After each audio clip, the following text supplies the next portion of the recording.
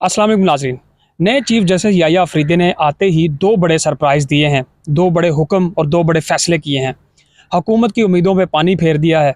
ये दो बड़े डेवलपमेंट्स होने के बाद अब क्या सुप्रीम कोर्ट में चीज़ें रिवर्स होने जा रही हैं, काज़ी फ़ाइज़ ईसा के किए गए फ़ैसले रिवर्स हो रहे हैं। ये सारी चीज़ों पर डिस्कस करने के लिए मेरे साथ कमर मेकन साहब मौजूद हैं।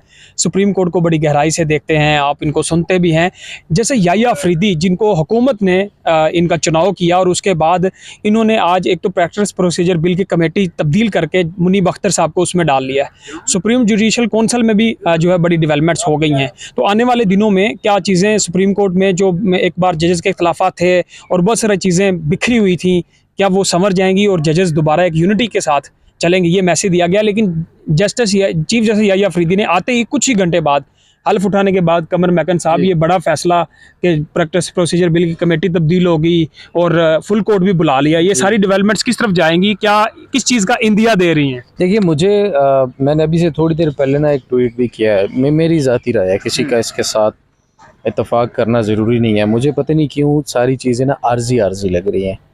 जैसे आर्जी चीफ जस्टिस, आर्जी हुक्मनामे, हाँ, आर्जी जो अरेंजमेंट्स को मुस्तकिल चीज़ जो है ना, वो पता नहीं क्यों हो सकता है आगे 2-4 दिनों में कुछ और मज़ीद चीज़ें हों, वो मुस्तकिल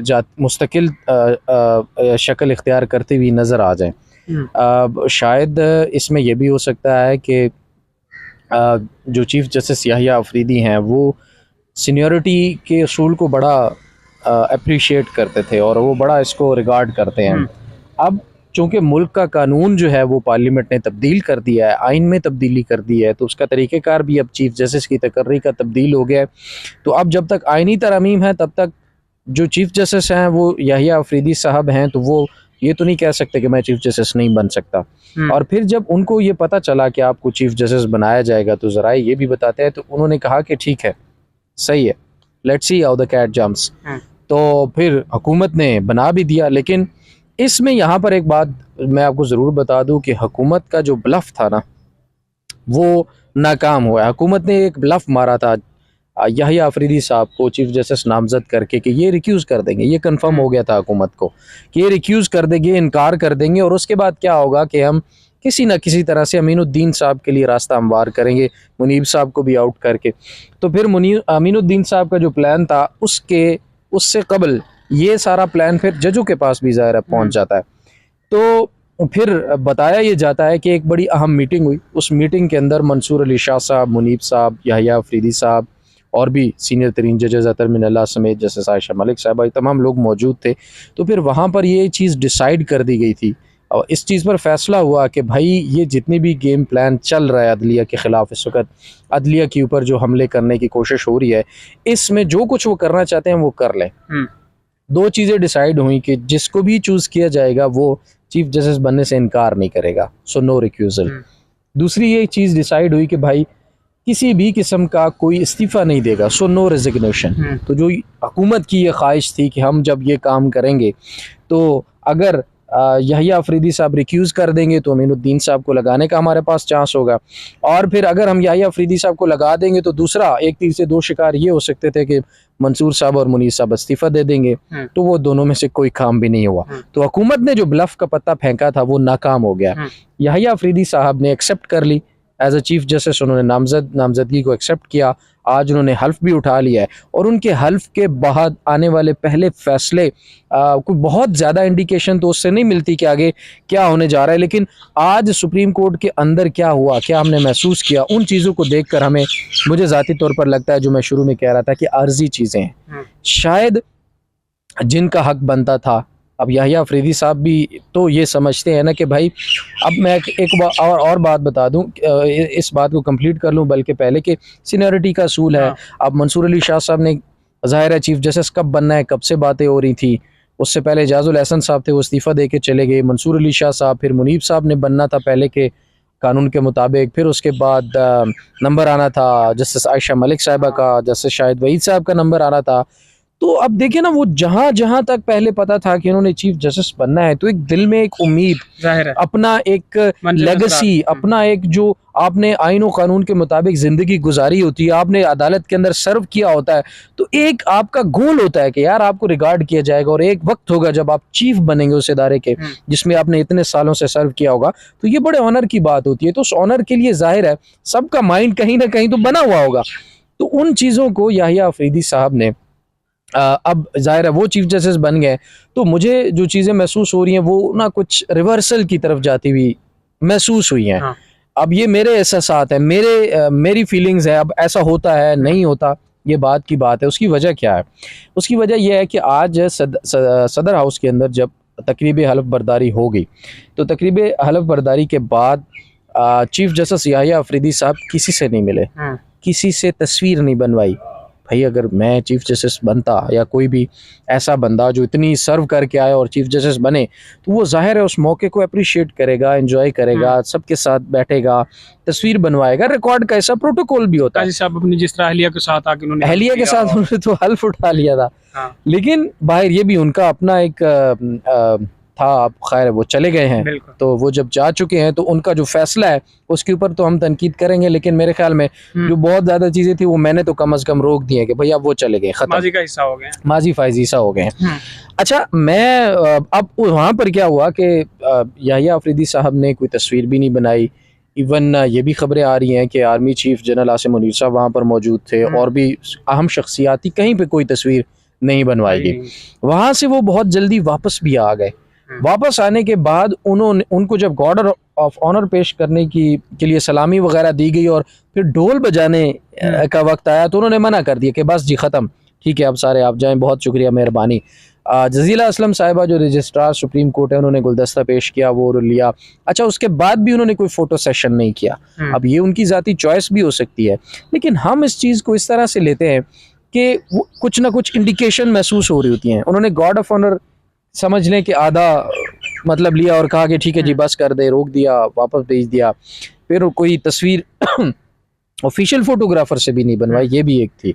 फिर वो आते हैं और आते साथ फुल कोर्ट की खबर आ जाती है कि फुल कोर्ट की मीटिंग होगी। अब फुल कोर्ट की मीटिंग बहुत ज़रूरी थी, होनी भी चाहिए, जबकि मेरी ज़राए के मुताबिक ये जो फुल कोर्ट मीटिंग अभी होने जा रही है ये तारुफी होगी, और ये चूँकि चीफ जस्टिस याहिया अफरीदी साहब अभी चीफ जस्टिस बने हैं, तो जाहिर है वो सबसे मिलेंगे, बैठेंगे, बात करेंगे। बात करने के बाद वो अपना अगला लाएअमल अपनाएंगे, और उससे पहले वो जजेस से मुशावरत करेंगे, क्योंकि सुप्रीम कोर्ट के अंदर जितनी जो माजी में तकसीम हमें नज़र आई उसको जोड़ने की ज़रूरत है। सुप्रीम कोर्ट को अवामी मफाद के लिए एक जगह इकट्ठा करने की ज़रूरत है। ज़ाती रंजिशें, नाराज़गियाँ, वो गिले शिकवे दूर करके एक ट्रैक पर लाने की ज़रूरत है, ताकि तमाम जजेस जो है आइन और कानून को समझ कर और आइन और कानून को अपने को मद्देनज़र रख कर उसके तहत अपने मज़ीद चीज़ों को आगे जो है वो लेकर चले, ना कि जो पहले से एक साबका दौर में बहुत बड़ी तकसीम पैदा कर दी गई थी और कुछ जजेस को निगलेक्ट किया गया, कुछ को नाम लेकर अपने फैसलों में लिखा गया कि ये फ़लाँ है फ़लाँ है, बहुत सारी चीज़ें बहरहाल माजी में जाए बगैर उनको सबको अंडू करके ख़त्म करके अब सुप्रीम कोर्ट को एक ऐसी डायरेक्शन में लेकर चलने की ज़रूरत है जिससे हकीकी तौर पर सुप्रीम कोर्ट के बनने का मकसद जो है वो अचीव किया जा सके, इंसाफ की फराहमी को अचीव किया जा सके। तो फुल कोर्ट की मीटिंग बुला ली जाती है। उसके साथ एक और बड़ा अहम वो फैसला करते हैं कि आते साथ प्रैक्टिस एंड प्रोसीजर एक्ट के तहत तरमीमी ऑर्डिनेंस आने के बाद तब्दील शुदा कमेटी को वापस, यानी कि मुनीब अख्तर साहब को वापस शामिल कर लेते हैं। अब काजी फायजी साहब रिटायर्ड हो गए, ट्वीट भी था कि जिसका हक था उसको हक दिया जाएगा, ये उसको ये तो उन्होंने हक दिया। अच्छा, एक और भी जिसका हक था, मुझे लगता है कि वो भी उसको वापस लौटाया जाएगा। हाँ, तो जिसका हक था उसको वापस कर दिया जाएगा या दिया जाएगा, ये अभी तक चल रहा है। हकदार तक मुझे लगता है ज़ाती तौर पे पहुंचेगा और पहुंचना भी चाहिए।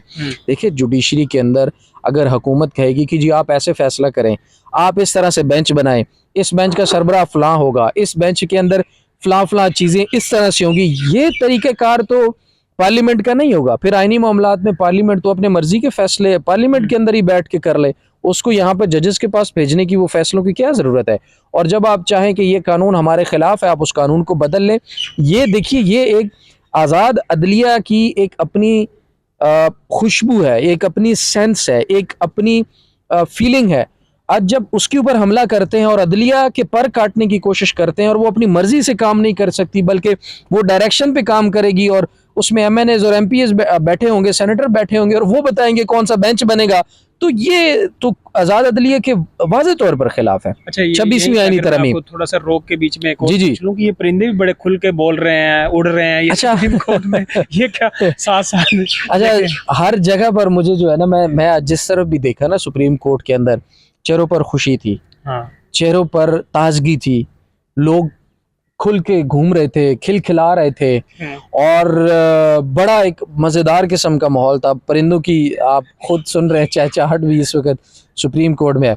अच्छा, उसके बाद उन्होंने प्रैक्टिस एंड प्रोसीजर कमेटी में तब्दीली कर दी। पहले काजी फायज़ ईसा साहब, मंसूर साहब और मुनीब साहब थे। ऑर्डिनेंस के बाद काजी साहब, मंसूर साहब और अमीनुद्दीन साहब आ गए। मंसूर साहब ने तहफ़्फ़ुज़ात रखे तो काजी साहब और अमीनुद्दीन साहब मर्जी से फैसले करते रहे।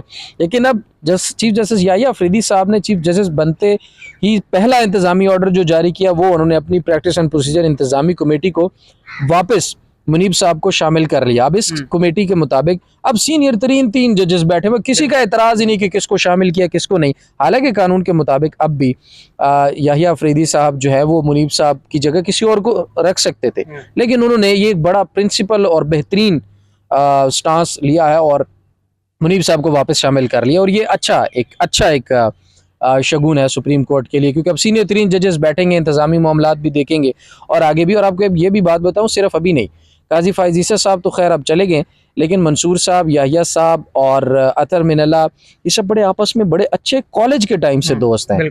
तो वो मेरे ख्याल में उन चीज़ों को भी मद्देनज़र रखते हुए याहिया अफरीदी साहब सबको लेकर आगे चलेंगे।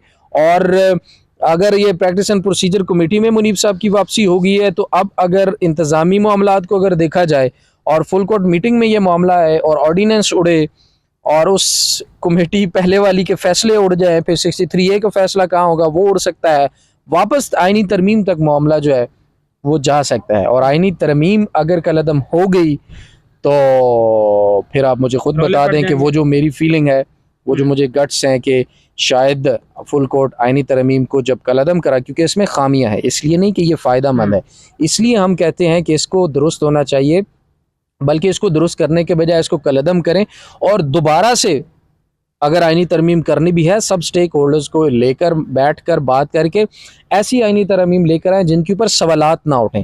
अब बहुत सारे सवालात हैं कि भाई फ़लाँ चीज़ अगर आपने कहा है कि आईनी तरमीम के अंदर इस तरह से होगी, तो उसके फिर कुछ दूसरी साइड पे असरात भी होते हैं, उन असरात को भी कवर करना होता है। तो बहुत सारी खामियाँ और इसके अंदर सकम मौजूद हैं। तो ये तमाम तर जो मामलात हैं वो आने वाले दौर में, आने वाले दिनों में हो सकता है कि काफ़ी तब्दील होते हुए नज़र आए। और याहिया अफरीदी साहब का जो आज का सुप्रीम कोर्ट आना और प्रोटोकॉल और इन चीज़ों को बहुत ज़्यादा सीरियस ना लेना और कमेटी को बहाल करना, फुल कोर्ट बुलाना, फुल कोर्ट मीटिंग बुलाई है, खैर ये एक तारुफी मीटिंग होगी, लेकिन जिस मीटिंग का जो इंतज़ार है ना कौम को, जस्टिस मंसूर अली शाह के वापस आने के बाद, वो फुल कोर्ट मीटिंग या इजलास जो है ना वो भी ज़रूर होगा और उसमें फिर आम तरीन फैसले भी होंगे। आपने बड़ी डिटेल से सारी चीज़ें एक्सप्लेन की है, आज की भी, फुल कोर्ट की भी, प्रैक्टिस प्रोसीजर बिल कमेटी की भी और सारी चीज़ों को। और बीच में आप जैसे कह रहे थे कि अदलिया को एक साथ, जजेस को एक साथ लेके चलेंगे, उसका मैसेज ये भी था कि जैसे अब आज हल्फ बर्दारी की तकरीब में आपने देखा कि जैसे सारे जजेस जो आयशा मलिक साहिबा, अतर मिनल्ला साहिबा, जैसे मुनीब साहब भी, वो सारे बैठे हुए थे और वो पहुँचे। वो एक मैसेज था कि सारे जजेस याहिया अफरीदी साहब के साथ खड़े हैं। मुझे एक आखिर में अगर ये बता दें कि ये जो सुप्रीम जुडिशल कौंसिल का तरीक़ाकार में तब्दीली आई, चीफ जस्टिस बन गए हैं याहिया अफरीदी साहब, 2 सीनियर मोस्ट जजेस मुनीब अख्तर साहब और मंसूर अली शाह साहब भी होंगे और 2 मोस्ट हाई कोर्ट्स के जजेस होंगे। यही मिलके आईनी बेंच बनाएंगे तो अक्सरियत तो फिर नहीं, ये सुप्रीम जुडिशल काउंसिल जो है वो शिकायत सुनेगी जजेस के खिलाफ, ये उसकी तश्कील नौ भी हुई है। और जो जुडिशल कमीशन है जो आईनी बेंचेस बनाएगा वो जुडिशल कमीशन है, हाँ, वो उसमें तब्दीली और एक मामला है। ये वाली जो सुप्रीम जुडिशल काउंसिल की तब्दीली है, इसमें पहले काजी फायज़ ईसा साहब थे, अब उनकी जगह याहिया अफरीदी साहब आ गए। बाकी लोग वही, पहले मज़ाहिर अली नकवी उनको बिल्कुल उनको सुप्रीम कोर्ट से वो नाइल कर चुकी है और वो उनको निकाल चुकी है, यही सुप्रीम जुडिशल काउंसिल जो पहले वाली थी। लेकिन उसमें एक चीज़ थी कि याह्या अफरीदी, ये जो मेन तब्दीली है ना वो मैं आपको बताता हूँ, तो इसके अब इसके असरात क्या है। इसमें मुझे एक और बारीक नुकता, काजी फैसल साहब के खिलाफ सुप्रीम जुडिशल काउंसिल में जो शिकायत 2 आई हैं, कल भी एक वकील ने दाखिल की हैं कि उनको मुल्क से बाहर ना जाने दिया जाए, और वो भी फिक्स वो कर ऐसा सकता है कि ये? रिटायरमेंट या इस्तीफे से पहले अगर कोई शिकायत टेकअप कर ली जाती है और उस पर शोकॉज नोटिस जारी कर दिया जाता है दोनों पार्टीज को, तो फिर वो केस आगे चलाया जा सकता है। अब काजी फैसल साहब के खिलाफ जितनी भी शिकायत आई थी वो अब नहीं सुनी जा सकती, क्योंकि वो रिटायर्ड हो चुके हैं। रिटायरमेंट से पहले या इस्तीफे से पहले जाने वाले से सुप्रीम कोर्ट पूछ नहीं सकती कि उन्होंने रहते हुए क्या क्या किया है? अब ये एक सवाल जाहिर है मौजूद है, देखते हैं इसको फ्यूचर में किस तरह से एड्रेस किया जाता है। लेकिन रिटायर्ड होने से कबल या इस्तीफा देने से कबल जो आप किसी भी जज के खिलाफ या चीफ जस्टिस के खिलाफ शिकायत आई होती है, वो शिकायत सुप्रीम जुडिशल काउंसिल में ठीक है। टेकअप हो जाए और उस पर शोकॉज नोटिस जारी हो जाए, तो फिर वो वापस नहीं ली जा सकती, उस पर फिर कार्रवाई जो है वो ज़रूरी है। लेकिन अगर उसको टेकअप ही ना किया गया हो तो फिर उसके ऊपर कार्रवाई जो है वो बाद में रिटायर होने के बाद और इस्तीफा देने के बाद नहीं हो सकती। अब टेकअप किसने करनी थी, काजी साहब खुद उसके चेयरमैन थे जब तक थे, तो वो फिर ऐसा ही होता है, निज़ाम है हमारा।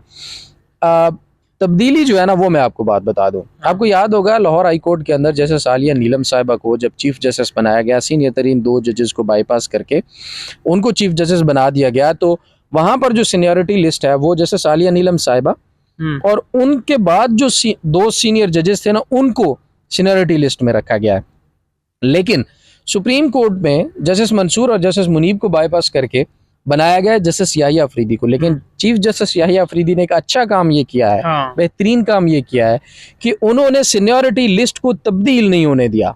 चीफ जस्टिस तो जाहिर है कानून है, अब उन्होंने बनना था, वो बन चुके हैं, लेकिन सीनियरिटी लिस्ट में भी ये नहीं है कि वो उनके बाद अमीनुद्दीन साहब और जमाल खान साहब हों, नहीं, सीनियरिटी लिस्ट में मंसूर अली शाह साहब और मुनीब साहब ही मौजूद है और उन्हीं को अपडेटेड लिस्ट में शामिल किया गया है। क्योंकि अगर उनको भी तब्दील कर दिया जाता, सीनियरिटी लिस्ट तब्दील हो जाती जैसे लाहौर हाई कोर्ट में हुई, तो फिर जुडिशल कमीशन के अंदर भी वो दोनों लोग शामिल होते और उसके बाद फिर सुप्रीम जुडिशल काउंसिल के अंदर भी वो लोग शामिल होते, तो बहुत सारी चीज़ें अफेक्ट हो सकती थी। तो ये एक बड़ा अच्छा बहरहाल इक़दाम था कि जो है जस्टिस मंसूर अली शाह और जस्टिस मुनीब अख्तर जो है वो मोस्ट सीनियर जजेस में शामिल हैं। तो अब प्रैक्टिस एंड प्रोसीजर कमेटी में भी वो शामिल है, सुप्रीम जुडिशल काउंसिल में भी शामिल है और जुडिशल कमीशन में भी वो शामिल होंगे। तो अब देखते हैं कि फिर आगे मज़ीद चीज़ें किस तरह से चलती है। बहरहाल अच्छे की उम्मीद है कि justice chief justice Yahya Afridi अच्छी नवीद लेकर अच्छे की उम्मीद भी है और अच्छे से स्टार्ट शुरू हो भी चुका है। जैसे आज उन्होंने जब ओथ लिया तकरीबन 11:30-12 बजे के बाद, और इस वक्त जब हम वीडियो रिकॉर्ड करें कुछ ही घंटों में उन्होंने 2 बड़े सरप्राइज़, 2 बड़े हुक्मनामे जारी करके मेरे नज़दीक तो ये हुकूमत की उम्मीदों पर पानी फेरा गया है। जो कल तक बहुत सारे लोग के लिए घबराने का वक्त बहरहाल मुझे लगता है कि शुरू हो गया। हाँ। बहुत सारे हमारे जो दोस्त थे साफ़ी जो कसीदे पढ़ रहे थे, लेकिन वो भी डिप्रेशन में जा रहे हैं और बड़ी पेशन गोइयाँ कर रहे थे। तो ये एक अच्छे वक्त का स्टार्ट हुआ है और 28 यानी मंडे वाले दिन जब फुल कोर्ट होगा और उसके बाद जस्टिस मंसूर अली शाह साहब वापस आएंगे तो फिर क्या कुछ होगा। सुप्रीम कोर्ट से आने वाले दिन बड़े भारी होंगे बहुत सारे लोगों के लिए। तो कमर मैकन साहब का हम शुक्रिया अदा करते हैं, इन्होंने बड़े ब्रीफली हमें चीज़ें बताई हैं। मज़ीद भी जो भी सुप्रीम कोर्ट से डेवलपमेंट्स होती रहेंगी हम आपकी खिदमत में रखते रहेंगे। आज के लिए इतना ही। अपने प्यारों का ख्याल रखें। अल्लाह हाफ़िज़।